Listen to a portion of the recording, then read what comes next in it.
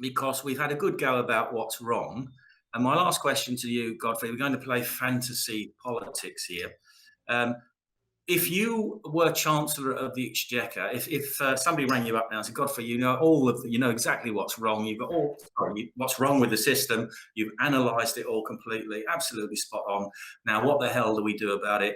We'd like you to be Chancellor of the Exchequer and give us a complete recovery plan. Where would you start and what would you do? I'd start with there are nearly 1,000 quangos, most of which viewers to this won't have even heard of, but you can look them up. They're actually on the Daily Telegraph website, I think, or Taxpayers Alliance. There are 300 quangos, 900 quangos, and they're responsible for spending somewhere in the region of £300 billion a year. And we've just seen the chief executive of DEFRA leave, whose name escapes me for the moment. We're not only an index-linked pension, she's been given a £500,000 payoff. So we need to stop all that. That's 300 billion off the bat. The unaudited foreign aid that we do, it's working out at something like 12 or 13 billion pounds a year.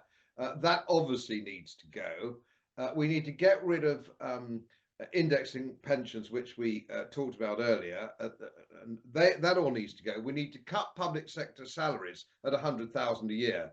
Salaries of 200,000 and 300,000 a year in the public sector, and they're all in useless organisations like Public Health England. We've seen how hopeless they are, and all these other quangos. They've all got to go. We've got to reform the national health. We cannot have an NHS system which eats up 120 billion pounds a year, with 1.2 million employees, less than half of whom have any medical qualification. That's all got to stop. That's got to stop. So I've just saved somewhere in the region of 400 billion, just like that, a year. 400 billion, just like that, without sacking a single policeman, nurse, doctor, or anything. So we can actually balance the books again. We've then got to have a complete bonfire of regulation.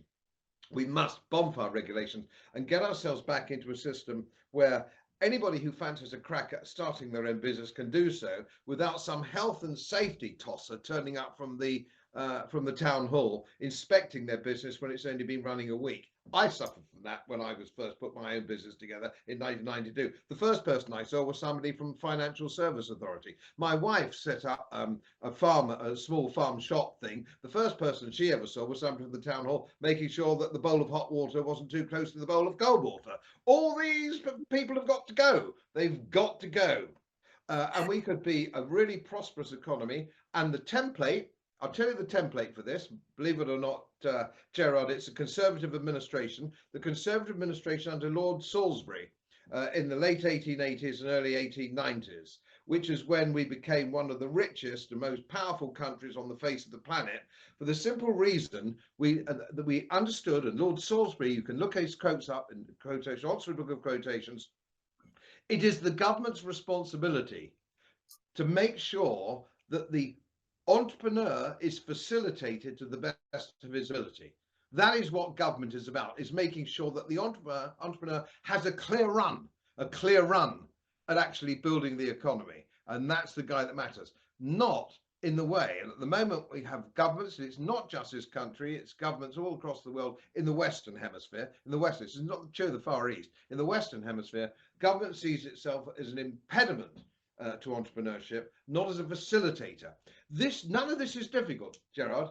None of this is difficult, but it needs somebody with political courage, personal courage, moral courage, to stand up and do this. And the funny thing is, the irony is, I know nobody in the public sector would vote for him, but he would have the country behind him in spades.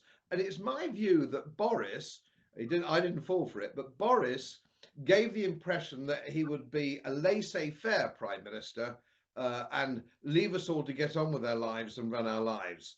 The only person that can really look after your family and run your family best and your loved ones is you, not some prick from Whitehall.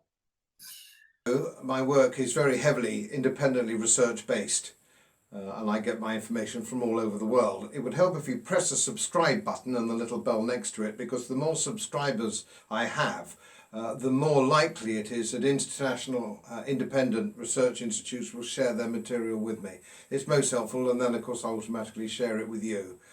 So surprise, won't cost you anything. Thank you very much.